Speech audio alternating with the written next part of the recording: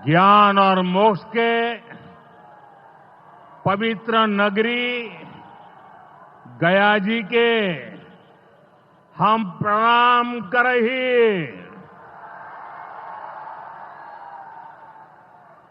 विष्णुपद मंदिर के ई गौरवशाली भूमि पर अपने सबके अभिनंदन करत ही बिहार के राज्यपाल आरिफ मोहम्मद खान जी, यहां के लोकप्रिय मुख्यमंत्री नीतीश कुमार जी, केंद्रीय मंत्रिमंडल के मेरे सहयोगी जीतन राम मांझी जी, राजीव रंजन सिंह, चिराग पासवान जी, रामनाथ ठाकुर जी, नित्यानंद राय जी, सतीश चंद्र दुबे जी, राजभूषण चौधरी जी, डिप्टी सीएम सम्राट चौधरी जी, विजय कुमार सिन्हा जी, बिहार सरकार के मंत्रीगण, संसद में मेरे साथी उपेंद्र कुशवाहा जी, अन्य सांसदगण और बिहार के मेरे प्यारे भाइयों और बहनों, गया जी की ये धरती अध्यात्म और शांति की धरती है। ये भगवान बुद्ध को बोध कराने वाली पावन भूमि है। गया जी की आध्यात्मिक और सांस्कृतिक विरासत बहुत प्राचीन है, बहुत समृद्ध है। यहां के लोगों की इच्छा थी कि इस नगरी को गया नहीं, गया जी कहा जाए। मैं इस निर्णय के लिए बिहार सरकार का अभिनंदन करता हूं।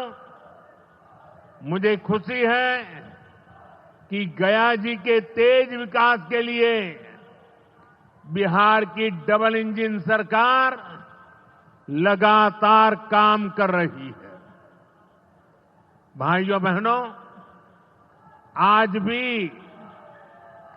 गया जी की पावन भूमि से एक ही दिन में 12,000 करोड़ रुपए की परियोजनाओं का लोकार्पण या शिलान्यास हुआ है। इनमें ऊर्जा, स्वास्थ्य और शहरी विकास के जुड़े कई बड़े प्रोजेक्ट्स हैं। इनसे बिहार के उद्योगों को ताकत मिलेगी और युवाओं के लिए रोजगार के नए अवसर भी बनेंगे। मैं इन परियोजनाओं के लिए बिहार के लोगों को बधाई देता हूं। बिहार में बेहतर स्वास्थ्य सुविधाओं के लिए आज यहां हॉस्पिटल और रिसर्च सेंटर का उद्घाटन भी हुआ है। अब बिहार के लोगों को कैंसर के इलाज के लिए एक और सुविधा मिल गई है। साथियों, गरीब के जीवन से मुश्किलें दूर करना, महिलाओं के जीवन को आसान बनाना मुझे जनता जनार्दन का सेवक बनकर यही काम करने में सबसे ज्यादा खुशहाली होती है। जैसे गरीब को पक्का घर देना, साथियों मेरा एक बड़ा संकल्प है। जब तक हर जरूरतमंद को पक्का घर नहीं मिल जाता, मोदी चैन से नहीं बैठेगा।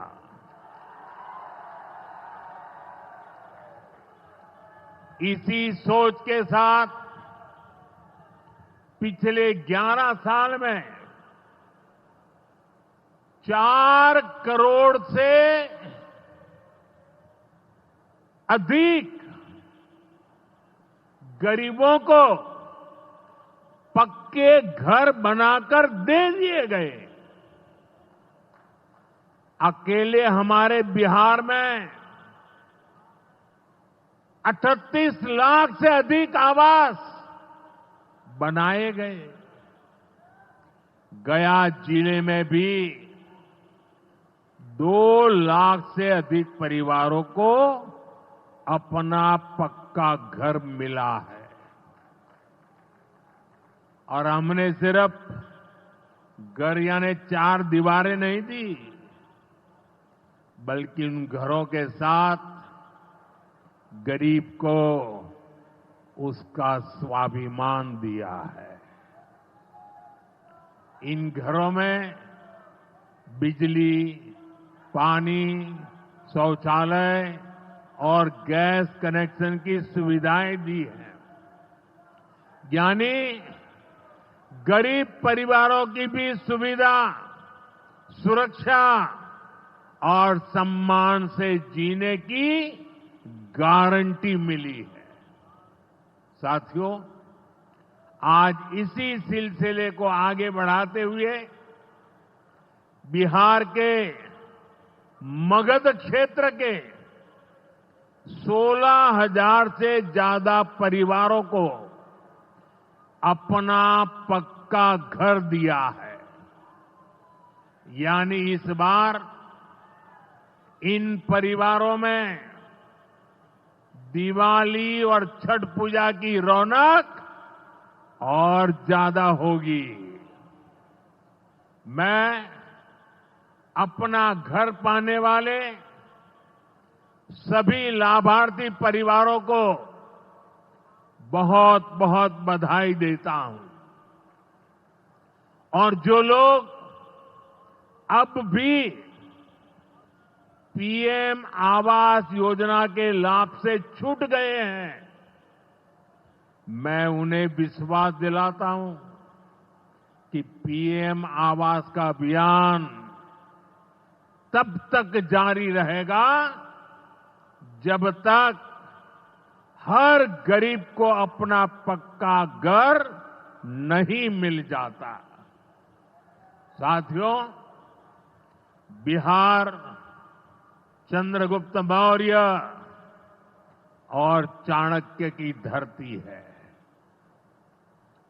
जब जब किसी दुश्मन ने भारत को चुनौती दी है, बिहार देश की ढाल बनकर खड़ा हुआ है। बिहार की धरती पर लिया हुआ और संकल्प, ये धरती की ताकत है। इस धरती पर लिया गया हर संकल्प कभी खाली नहीं जाता। और इसलिए तो भाइयों बहनों, जब कश्मीर के पहलगाम में आतंकी हमला हुआ था, हमारे निर्दोष नागरिकों को उनका धर्म पूछ करके मारा गया, मैंने बिहार की इसी धरती से आतंकवादियों को मिट्टी में मिलाने की बात कही थी। आज दुनिया देख रही है, बिहार की धरती से लिया गया वो संकल्प पूरा हो चुका है। आपको याद होगा, उधर से पाकिस्तान हम पर ड्रोन हमले कर रहा था, मिसाइलें दाग रहा था और इधर भारत पाकिस्तान की मिसाइलों को हवा में तिनके की तरह बिखेर रहा था। पाकिस्तान की एक भी मिसाइल हमें नुकसान नहीं पहुंचा पाई। साथियों, ऑपरेशन सिंदूर ने भारत की रक्षा नीति की नई लकीर खींच दी है। अब भारत में आतंकवादी भेजकर हमले करा के कोई बच नहीं सकेगा।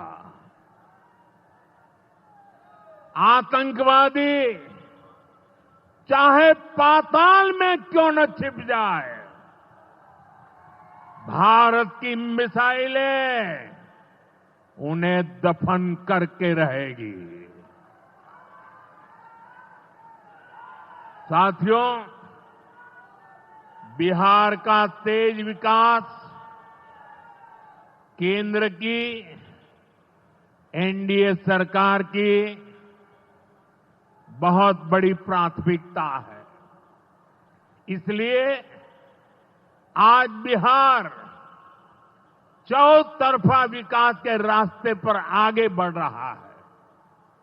बीते वर्षों में पुरानी समस्याओं के समाधान तलाशे गए हैं और नई प्रगति के रास्ते भी बनाए गए हैं।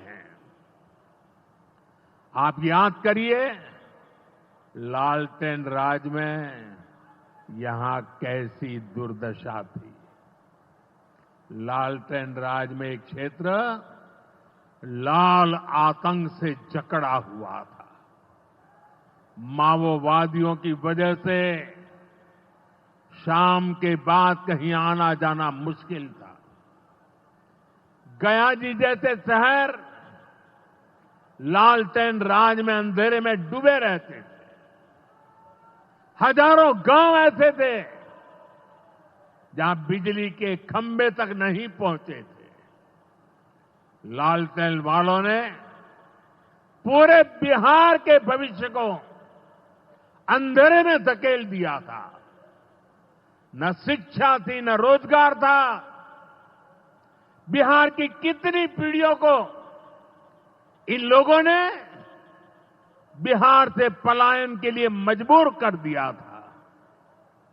साथियों, बिहार के लोगों को आरजेडी और उनके साथी सिर्फ अपना वोट बैंक मानते हैं। उन्हें गरीब के सुख दुख, गरीब के मान सम्मान से कोई मतलब नहीं है। आपको याद होगा, कांग्रेस के एक मुख्यमंत्री ने मंच से कह दिया था कि अपने राज्य में बिहार के लोगों को घुसने नहीं देंगे। बिहार के लोगों से कांग्रेस की इतनी नफरत, बिहार के लोगों के प्रति इतनी घृणा, और कोई भूल नहीं सकता। कांग्रेस का बिहार के लोगों के प्रति जो दुर्व्यवहार देखने के बाद भी यहां आरजेडी वाले गहरी नींद में सोए पड़े थे। भाइयों बहनों, बिहार की एनडीए सरकार कांग्रेस और इंडी गठबंधन वालों के इस नफरती अभियान का जवाब दे रही है। बिहार के बेटे बेटी को यहीं पर रोजगार मिले, सम्मान की जिंदगी मिले, मां बाप की वो देखभाल कर सके, इसी सोच के साथ हम काम कर रहे हैं। अब बिहार में बड़े बड़े प्रोजेक्ट बन रहे हैं। गयाजी जिले के डोभी में बिहार का सबसे बड़ा इंडस्ट्रियल एरिया तैयार हो रहा है। गयाजी में एक टेक्नोलॉजी सेंटर की स्थापना भी की जा रही है। आज ही यहां बक्सर थर्मल प्लांट का, पावर प्लांट का शुभारंभ भी हुआ है। कुछ ही महीने पहले मैंने औरंगाबाद में भी Navinagar super thermal power project की आधारशिला रखी थी। भागलपुर के पीरपैंती में भी नया थर्मल पावर प्लांट बनेगा। इस पावर प्लांट से बिहार में बिजली की आपूर्ति बढ़ेगी। और आप सब जानते हैं, जब बिजली उत्पादन बढ़ता है तो क्या होता है? घरों में बिजली की सप्लाई बढ़ती है और उद्योगों को भी ज्यादा से ज्यादा बिजली मिलती है और इससे भी रोजगार के नए मौके बनते हैं। साथियों, बिहार के युवाओं को पक्की सरकारी नौकरी देने के लिए नीतीश जी ने बड़ा अभियान चलाया हुआ है। ये नीतीश जी हैं, तभी यहां शिक्षकों की भर्ती भी पूरी पारदर्शिता से हुई। साथियों, यहां के नौजवानों को ज्यादा से ज्यादा संख्या में बिहार में ही रोजगार मिले,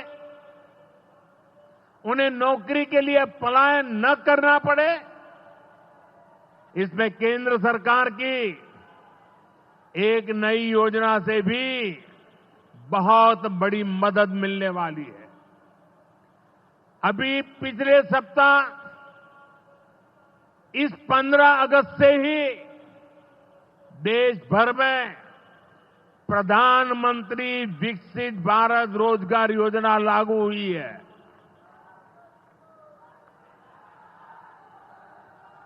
इसके तहत हमारे युवा जब निजी क्षेत्र में पहली नौकरी करेंगे तो केंद्र सरकार उन्हें अपने पास से 15,000 रुपये देगी। जो प्राइवेट कंपनियां युवाओं को रोजगार देगी, उन्हें भी अलग से पैसे सरकार देगी। इस योजना का बहुत बड़ा लाभ बिहार के मेरे युवाओं को भी होगा। साथियों, हमारे देश में कांग्रेस हो, आरजेडी हो, इनकी सरकारों ने कभी जनता के पैसे का मोल नहीं समझा। इनके लिए जनता के पैसे का मतलब रहा है खुद की तिजोरी भरना। इसलिए कांग्रेस आरजेडी की सरकारों में सालों साल तक परियोजनाएं पूरी नहीं होती थी। कोई योजना जितनी थी उतना उसमें ये पैसे कमा लेते थे। अब इस गलत सोच को भी एनडीए सरकार ने बदल दिया है। अब शिलान्यास के बाद कोशिश होती है जल्द से जल्द समय सीमा में उस काम को पूरा करने के लिए सफल प्रयास किया जाए। आज का एक कार्यक्रम इसका भी एक शानदार उदाहरण है। औंटा सिमरिया सेक्शन का शिलान्यास करने का सौभाग्य बिहार के लोगों ने मुझे दिया था। और आप लोगों की कृपा देखिए, आप लोगों का प्रेम देखिए कि जिस ब्रिज का शिलान्यास आपने मुझे करने के लिए कहा, आज इसका लोकार्पण करने का अवसर भी आपने मुझे दिया है। ये पुल सिर्फ सड़कों को नहीं, पूरे उत्तर और दक्षिण बिहार को जोड़ने का काम करेगा। जो भारी वाहन पहले गांधी सेतु से होकर 150 किलोमीटर का लंबा चक्कर काटते थे, अब सीधा रास्ता पाएंगे। इससे व्यापार तेज होगा, उद्योगों को ताकत मिलेगी और तीर्थयात्रियों का भी पहुंचना आसान होगा। विकास के जिन प्रोजेक्ट की नींव एनडीए सरकार में रखी जाती है, वो पूरा होकर रहेंगे, ये बात पक्की है। साथियों, एनडीए की डबल इंजन सरकार यहां रेलवे के विकास के लिए भी तेजी से काम कर रही है। अमृत भारत स्टेशन योजना के तहत गयाजी रेलवे स्टेशन को आधुनिक बनाया जा रहा है। इससे गयाजी रेलवे स्टेशन पर यात्रियों को एयरपोर्ट जैसी सुविधाएं मिलेगी। आज गया वो शहर है जहां राजधानी, जनशताब्दी और made in India Vande Bharat ट्रेनों की सुविधा उपलब्ध है। गया जी, सासाराम, प्रयागराज, कानपुर होते हुए दिल्ली तक सीधा कनेक्शन बिहार के युवाओं को, यहां के किसानों को, यहां के व्यापारियों के लिए नई संभावनाएं बना रहा है। भाई और बहनों, आपके आशीर्वाद से, देश के अटूट भरोसे के कारण साल 2014 में प्रधानमंत्री के तौर पर शुरू हुआ मेरा सेवा काल, ये सेवा काल निरंतर जारी है। इतने वर्षों में हमारी सरकार पर भ्रष्टाचार का एक भी दाग नहीं लगा। जबकि आजादी के बाद कांग्रेस की सरकारें जो 60-65 साल तक सरकार में रही है, उनके भ्रष्टाचार की लंबी लिस्ट है। आरजेडी का भ्रष्टाचार तो बिहार का बच्चा बच्चा जानता है। मेरा साफ मानना है कि भ्रष्टाचार के विरुद्ध लड़ाई को अगर अंजाम तक पहुंचाना है तो कोई भी कार्रवाई के दायरे से बाहर नहीं होना चाहिए। आप सोचिए, आज कानून है कि अगर किसी छोटे सरकारी कर्मचारी को 50 घंटे तक हिरासत में रख दिया तो अपने आप वो सस्पेंड हो जाता है। ड्राइवर हो, छोटा क्लार्क हो, प्यून हो, उसकी जिंदगी हमेशा हमेशा के लिए तबाह हो जाती है।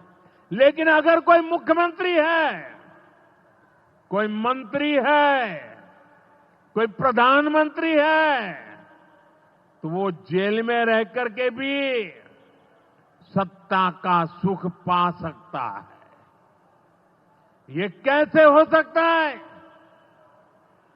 हमने कुछ समय पहले ही देखा है कि कैसे जेल से ही फाइलों पर साइन किए जा रहे थे, जेल से ही सरकारी आदेश निकाले जा रहे थे। नेताओं का अगर यही रवैया रहेगा तो ऐसे भ्रष्टाचार के विरुद्ध लड़ाई कैसे लड़ी जा सकती है।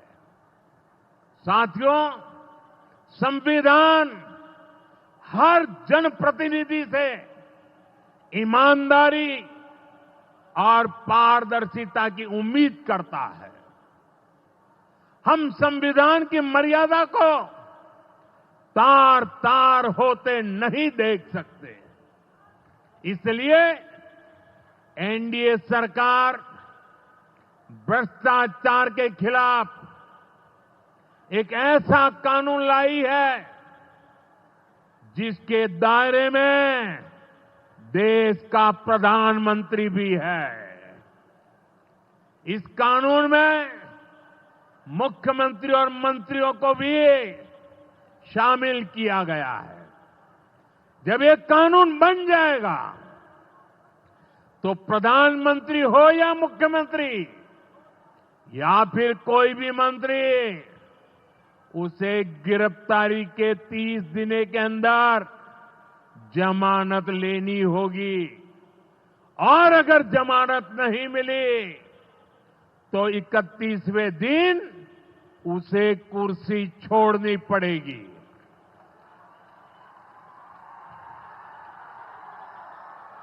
आप कहिए भाइयों, जो जेल जाए उसने कुर्सी छोड़नी चाहिए कि नहीं छोड़नी चाहिए? क्या वो कुर्सी पर बैठे रह सकता है क्या? क्या वो सरकारी फाइलों पे साइन कर सकता है क्या? क्या जेल में से कोई सरकार चला सकता है क्या? और इसलिए ऐसा सख्त कानून बनाने की तरफ हम आगे बढ़ रहे हैं। लेकिन साथियों, ये आरजेडी वाले, ये कांग्रेस वाले, ये लेफ्ट वाले इस कानून का विरोध कर रहे हैं। ये बहुत गुस्से में है और कौन नहीं जानता उनको किस बात का डर है। जिसने पाप किया होता है वो अपने पाप को दूसरों से छुपाता है, लेकिन खुद को भीतर से जानता है कि क्या खेल खेला है। इन सब का भी यही हिसाब है। ये आरजेडी और कांग्रेस वाले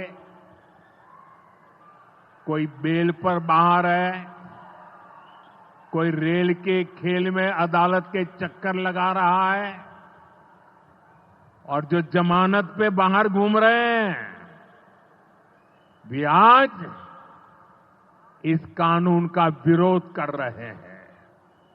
इन्हें लगता है कि अगर जेल चले गए तो इनके सारे सपने चकनाचूर हो जाएंगे, और इसलिए सुबह शाम ये लोग मोदी को भांति भांति की गाली दे रहे हैं और इतने बौखलाए हुए हैं कि इस जनहित के कानून का विरोध कर रहे हैं। हमारे राजेंद्र बाबू, बाबा साहब आंबेडकर ने कभी सोचा भी नहीं था, कभी कल्पना भी नहीं की होगी कि सत्ता के भूखे लोग भ्रष्टाचार करेंगे और जेल जाने पर भी कुर्सी से चिपके रहेंगे। लेकिन अब भ्रष्टाचारी जेल भी जाएगा और उसकी कुर्सी भी जाएगी। भारत को भ्रष्टाचार से मुक्त होने का संकल्प देश के कोटि कोटि लोगों का है।